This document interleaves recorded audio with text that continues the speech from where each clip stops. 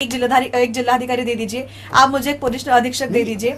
आप उन्हीं से मदद ही मांग रहे हो ना, आप सिस्टम में घुसकर सिस्टम खाली मतलब उन्हीं की मदद लेकर उन्हीं को सुधारना चाहते हो, ये आप कह रहे हो। जबकि इससे पहले आपने कहा था कि मैं खुद ये काम करना चाहता हूँ और मैं खुद ये काम करके दिखाऊंगा, तो फिर उनसे मदद क्यों? हाँ, आपका ये जो सवाल है जी, तो इसका मतलब ये है कि जब हम अगले जिसके कौन से गांव में चले जाते हैं तो वहाँ पे जैसे सरपंच रहता है जी, कोई अलग दिमाग का रहता है जी, या फिर जो समस्या है, जैसे मान के चलो कि किसी की समस्या किसी के पास निवारण यानी घर नहीं है, अगर हम बोलेंगे कि इसको घर देंगे जी, हमारा काम है कि उसकी समस्या ग्राम यानी सरपंच तक पहुँचे। बिल्कुल। लेकिन जब सरपंच तक पहुँचाएंगे तो सरपंच ये बोलता है कि इसका काम अभी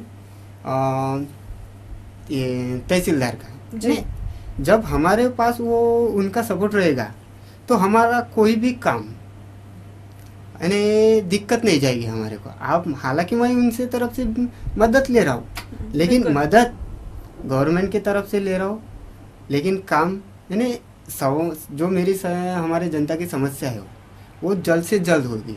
जिस तरह से अगर हम अपने टीम के मुताबिक चलते हैं, अपने टीम के मुताबिक, तो क्या होता है हमारी बातें सरपंच से अगर पास होकर भी निकली जी तो वो वहाँ पे सड़ते रहेगी। कहाँ पे? तहसीलदार के जी। क्योंकि आज तक मुझे भी पता है और आपको भी पता है कि समाज सेवकों की बात या तो ज़्यादा से ज़्यादा यहाँ तक के पहुँच सकती है, वार्ड मेंबर, सरपंच या तहसीलदार जी, और वो कभी पूरी नहीं होती जी। आपको भी पता है कि वो कभी पूरी नहीं होती, और उसे पूरे करने के लिए ये बातें हमारे लिए जरूरी है। मतलब कि आप पहली पहल करना चाहते हैं, पहला कदम उठाना चाहते हैं ताकि आप अपनी तरीके से लोगों की मदद कर सके और उनको उनके प्रॉब्लम से बाहर निकाल सके। तो इससे क्या होता है, ये अगर 4 पोजीशन हम लोग को मिलती है जी, तो वो काम हम 10 साल नहीं, 2 साल नहीं, हम 2-4 महीने में कंप्लीट करके दे सकते हैं। इससे क्या होता है, उससे तो अगले यानी जनता की समस्या कंप्लीट होगी ना उसमें। हालांकि उनका भी काम है वो कि जनता की समस्या पूरी करे, लेकिन क्या है वो टोटली बिजी रहते हैं, मानता हूँ कि बिजी रहते हैं हाँ, लेकिन उनको सही में देखा जाए तो जनता के पास जाने का मौका नहीं मिलेगा, या तो जनता उनके पास जाती है तो उनको जनता को मौका नहीं मिलता ना उनको जी। हाँ, तो ये क्या होता है हमारा डायरेक्टली हमारी बातें, जब अगर कोई बड़ी समस्या हो तो जनता की बातें डायरेक्टली कलेक्टर के पास पहुँचेगी। जब कलेक्टर के पास डायरेक्टली पहुँचती है हमारे थ्रू बातें, तो जायज है कि वो जल्दी हो जाएगी। तो मतलब आप इस बात की गारंटी ले रहे हैं कि अगर कोई भी किसी भी इंसान की कोई भी मुश्किलात हो, हाँ, अगर वो आपके थ्रू ऊपर के ऑफिसर्स के पास पहुंचती है तो आप उनकी जो भी समस्या है उसका आप समाधान देंगे, हाँ। इस बात की आप गारंटी दे रहे हैं? नहीं, वो तो देना ही पड़ेगा, और देना ही पड़ेगा। और एक बात है कि जब हम मांगेंगे, आपको अभी बोल रहा था कि जिस तरह से हमारे देश में हर समस्या को लेके खड़े हो रहे हैं, और वहाँ वो कहा जाते हैं ज़्यादा से ज़्यादा एसपी के ऑफिस में या तो फिर कलेक्टर के ऑफिस में जी। तो जब वो जाते हैं तो वो उनको क्या करना पड़ता है, मोर्चा निकालना पड़ता है। मोर्चा निकालेंगे, लोगों की समस्या जमा करेंगे, तो इससे क्या होता है मोर्चा कभी कभी तोड़फोड़ हो जाता है जी। तो नुकसान किसका होता है? सर आजकल तो तोड़फोड़ होती नहीं है, करने देते नहीं है, सुरक्षा उतनी तो स्ट्रांग हो ही गई है। लेकिन देखो जाए तो हमारा तो नुकसान होता है ना जी। पर सर मोर्चा निकालने वाले भी हम हैं और तोड़फोड़ करने वाले भी हम हैं, हाँ। तो ये बात तो हमें सोचनी चाहिए कि हम अपना घर कैसे फोड़ेंगे, हाँ। तो वो कुछ चुनिंदा लोग हैं जिनके हम पीछे ना ही पड़े तो बेहतर होगा। सर आगे बढ़ते हैं कि अभी जैसे लोकसभा चुनाव आ रहे हैं, तो आप क्या रुख अपनाने वाले हैं इस चुनाव की ओर? हाँ, ये जो लोकसभा चुनाव आने वाला है तो इसमें सिर्फ हम यही बोल सकते हैं कि जीतने वाला कौन है और हारने वाला कौन है, इसके बारे में हम तो हिसाब लगाएंगे नहीं, क्योंकि ये काम फिलहाल तो हमारा है नहीं। हाँ, तो हम जिस दिन वोट मतदान होगा उस दिन हम जाएंगे और जिसको भी देना है उसको दे के आएंगे। हमारा ये जो 2014 का लोकसभा चुनाव है, ये हमारे लिए कोई महत्वपूर्ण नहीं है। हमारे को सबसे पहले हमारा काम ही सबसे पहले महत्वपूर्ण है। हमारे को 2014 का चुनाव नहीं, क्योंकि आज तक जो भी चुनाव जीते भी आए और गए, लेकिन जो करना चाहिए वो नहीं कर पाए। इसलिए हम बोल रहे हैं कि सबसे पहले करो फिर बाद में बोलो, ये पहले बोलते हैं फिर करते हैं। बीच में टांग अड़ाने के लिए माफी चाहूंगी, लेकिन मेरे ख्याल से पूरे नागपुर वासियों के लिए इनफैक्ट सभी लोगों के लिए लोकसभा चुनाव उतने ही महत्वपूर्ण है, क्योंकि अगर आप वोट देंगे और अगर आप सही इंसान को चुनेंगे तो मेरे ख्याल से सर बदलाव आ सकता है।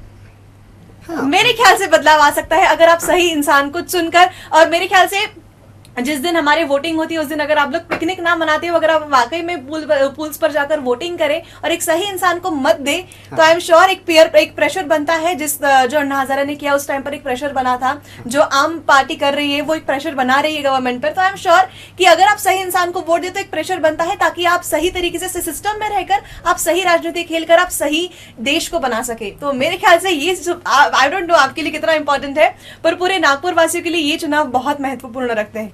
ये मैडम, ये जो नागपुर के लिए नहीं, ये पूरे हिंदुस्तान के लिए। एग्जैक्टली। तो फिलहाल तो हम नागपुर में बैठे, तो हम डेफिनेटली नागपुर की बात करेंगे। हाँ वो तो है, लेकिन देखा जाएगा तो हमें सबसे पहले अपनी ये जो जिम्मेदारी है जी, इसको पार करना है। जी सर, आपने ये जो जिम्मेदारी उठाई है उसके पीछे की क्या वजह क्या है? एक आपको किस चीज से इंस्पिरेशन मिलती है कि हाँ मुझे ये चीज करनी है? क्यों आपने ये रास्ता चुना?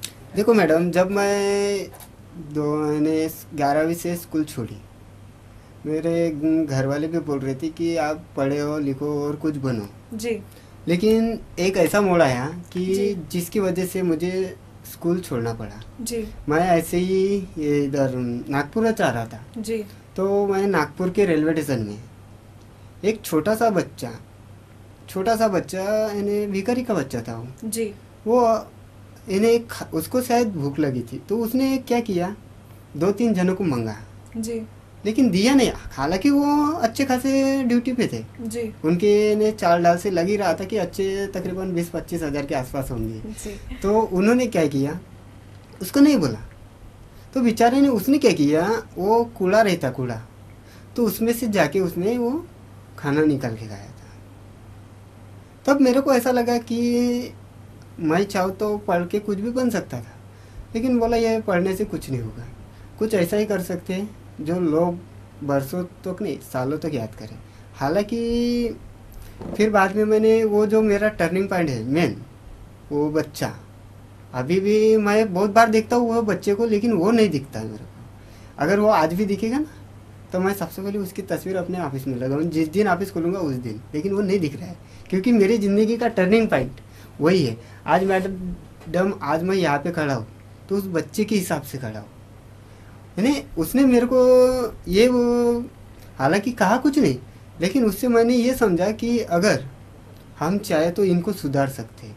इनको सुधारने वाला हमारे देश में एकाएक कोई पैदा होने वाला तो नहीं है जी। तो उसको मैंने तकरीबन एक हफ्ता सोचा उसके बारे में कि मैं सही कर रहा हूँ या गलत कर रहा हूँ, क्योंकि मेरी भी फैमिली है जी। तो हर फैमिली का सपना और माँ बाप का सपना रहता है कि कुछ हमारा भी पढ़ा लड़का पढ़ लिख के कुछ बने, जिस तरह से आज हमारे घर में है।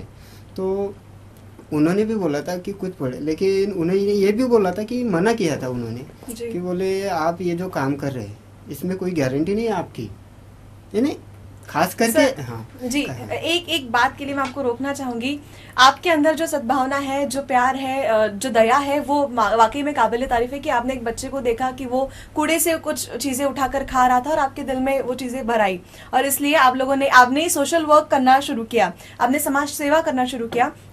लेकिन सर आपने एक बात बोली कि एजुकेशन से क्या होता है, अगर आपको ABCD भी नहीं आती तो मेरे ख्याल से शायद आप यहाँ तक भी नहीं पहुंच पाते। तो मेरे ख्याल से एजुकेशन करना उतना ही इम्पोर्टेंट है। मैं मतलब ये मेरी राय हो सकता है ये आपको पसंद ना आए या फिर ये गलत हो, लेकिन मेरे ख्याल से अगर आप शिक्षित होते हो, अगर आप शिक्षा लेते हो तो आप ज्यादा अच्छे से काम कर सकते हो, आप सोशली भी आप उतने ही एक्टिव हो सकते हो। आप अगर आप शिक्षा, जैसे कि आपने कहा कि जिस तरीके से अभी आप डिमांड कर रहे हो गवर्नमेंट से कि आपको एक ऑफिसर्स दे दे, तो आप अच्छी शिक्षा लेकर आप खुद एक IAS ऑफिसर बन सकते थे, आप खुद एक IPS ऑफिसर बन सकते थे, और आप खुद सिस्टम के अंदर तक आप खुद सिस्टम को बदल सकते थे। तो शायद आपको आज चैलेंज करने की जरूरत नहीं पड़ती कि आप मुझे ये दे दो। अगर आप खुद इतने कैपेबल होते तो शायद आपको ये करने की जरूरत ही नहीं पड़ती। देखो मैडम जी, वो क्या है, अगर मान के चलो अगर कोई आगे चल के मैं पढ़ाई कर नहीं पीछे में अगर पढ़ाई करके अगर मैं कुछ बन भी जाता जी, तो मेरी भी कुछ सीमा रहती जी। एक स्टेट में ज्यादा से ज्यादा 2 या 3 स्टेट में, पर सर शुरुआत तो होती नहीं शुरुआत तो होती नहीं एक स्टेट की बात रहती। आज तो ज्यादा, आज मैं यहाँ पे ये जो काम कर रहा हूँ, ये काम मैं हिंदुस्तान के किसी भी कोने में जाके कर सकता हूँ जी। अगर मैं गवर्नमेंट का कर्मचारी रहता तो मैं अपने हिसाब से काम करता, सुबह 11 बजे जाता, 5 बजे घर में आता, उसके ऊपर कोई काम नहीं करता। मैं आपसे वही तो पूछ रही हूँ, अगर आपके दिल में ये सद्भावना है, अगर आप दिल में इतने अच्छी भावनाएं रखते हैं कि आपको लोगों की मदद करनी है, तो मेरे ख्याल से, और पावर की ना होने की वजह से आप पीछे, अभी कुछ दिन पहले आपने कहा कि आपके पास पावर नहीं है, इसलिए कहीं ना कहीं आप ये चैलेंज कर रहे हो। अगर आपके पास पावर होता, शुरुआत अगर आप एक गाँव से करते, तो आई एम श्योर, जैसे कि हमारे पास बहुत सारे ऐसे एग्जाम्पल्स जिन्होंने शुरुआत एक गाँव से की और फिर वो पूरा हिंदुस्तान उनके काम से इतना प्रेरित हुआ है कि लोग उनसे जुड़ते गए, किसी को बोलने की जरूरत नहीं पड़ी कि आओ और ये काम करो, लोग खुद ब खुद उनसे जुड़ते गए क्योंकि वो भावना ही ऐसी थी। नहीं देखो क्या है मैडम, जब समझो अगर मैं पढ़ाई हो जाता, पढ़ाई पूरी कर लेती, लेकिन कल चल के फिर शादी वादी हो जाती, तो कोई गारंटी नहीं रहती कि समाज सेवाई करे। आज क्या है हमारे देश में, अरे देश की छोड़ो, हमारे घर में मेरे बड़े भाई है जी, मैं जो काम करता हूँ वो उनको काम अच्छा नहीं लगता जी, वो मुमकिन है। हाँ, उनको काम, हालांकि वो गवर्नमेंट सर्विस है। अच्छा। तो कहने का मतलब यही होता है कि उनकी सीमा है, मेरी कोई सीमा नहीं है जी, और मैं किसी के बंधन में रहना नहीं चाहता जी, क्योंकि मैं ये काम, ये जो अपना काम है समाज सेवा, इसको मैं समाज सेवा के तौर पे नहीं, बिजनेस समझ, खुद का बिजनेस समझ के करना चाहता हूँ। ओके। क्योंकि समाज सेवक की एक सीमा होती है और बिजनेसमैन की कोई सीमा नहीं होती जी। सब बिजनेसमैन की कोई सीमा नहीं होती, माफ कीजिएगा, लेकिन आपने वर्ड ही कुछ ऐसा यूज किया है कि मैं बीइंग अ रिपोर्टर तो जरूर सवाल उठाऊंगी। सब बिजनेस मतलब कि आमदनी, हाँ। इसके ऊपर आप क्या बोलेंगे? समाज सेवा और आमदनी का मेरे ख्याल से कोई ताल्लुक नहीं होता। नहीं, इसमें मेरे को कोई आमदनी नहीं मिलेगी जी, जिस तरह से समाज सेवक करता है उसी तरह मैं करूंगा। बस भावनाएं वो रहेगी कि सब जैसे इंसान प्रायोरिटी देता है कि हाँ मेरा पहला काम मेरा बिजनेस रहेगा, वैसे आप अपना पहला काम समाज सेवा करना चाहते हैं। ओके सर, आपकी इस जिम्मेदारी में और कौन कौन लोग आपका साथ दे रहे हैं? तो इसमें मुझे 3 लोग साथ दे रहे हैं जी। पहला, मुझे जन्म देने वाली मेरी माँ जी, जिन्होंने मेरा हौसला बढ़ाया। पहले तो इनकार किया था जी, फिर बाद में जब मैंने उनको बताया कि ऐसी ऐसी बात है जी, अगर इनको आज मैं बदलता हूँ तो कल चल के हमारे गांव की पोजीशन बदल जाएगी, हमारे देश की पोजीशन बदल जाएगी। तब मेरे माँ ने ये बोला था कि बेटा, बोले घर वाले तो तेरे को बोलेंगे। मैंने बोला घर वाले की चिंता मत कर जी, घर को देखने वाले बहुत है, लेकिन देश को देखने वाले कम है।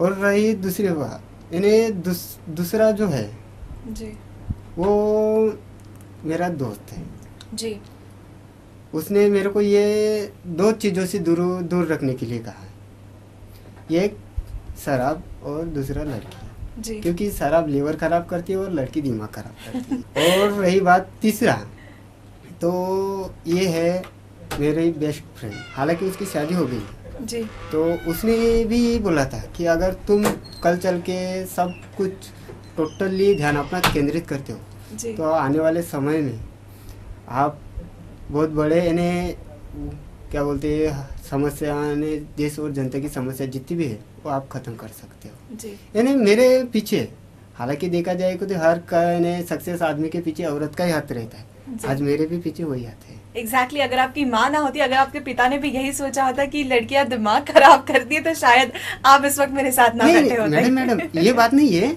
जी, देखो क्या तो शादी करना तो ये नियति का, ये नियति है। हमें तो मैं ये नहीं बोल रहा हूँ मैडम, मैं ये नहीं बोल रहा हूँ ना, लेकिन जो पहले बात की थी कि वो लड़की जब तक अपने खुद के कैरियर में, और आप मेरे ख्याल से आप अपना पूरा ध्यान आप अपनी शादीशुदा जिंदगी ना करते हुए आप अपना पूरा ध्यान, अपनी पूरी शादी या फिर अपना पूरा प्यार इस देश को और इस देश को सुधारने के लिए देना चाहते हैं। तो इसमें क्या है, सबसे पहले मेरे को अपना एम्पायर खड़ा करना है, जो अपने देश के जो भी है जी, इसको मुझे पता है कि अगर मेरे हिसाब से चलेंगे तो 2 साल भी नहीं लगना है इसको जी। तो 2 साल में आज मेरी 27 साल की उम्र है जी, तो 2 साल में मैं ज्यादा से ज्यादा 28 यानी 29 का हो जाऊँ, उसके बाद तो आराम से कर सकता हूँ ना। लेकिन सबसे पहले करो, यानी अपने जो भी जो है मिशन उसको पूरा करो, उसके बाद में यानी घर बसाओ, ये मेरा कहना है। बिल्कुल, तो मेरे ख्याल से हमारे साथ जो थे जगदीश उइके जी, इन्होंने बिल्कुल अपना मिशन शुरुआत कर दिया है और आने वाले 2 सालों में ये पूरे देश को बदलना चाहते हैं, जिसके लिए उन्होंने चैलेंज किया है राष्ट्रपति जी को। उम्मीद है कि आज को हमारी आपकी ये बातचीत पसंद आई होगी। आप लोग देखते रहिए NBCN न्यूज। नमस्कार।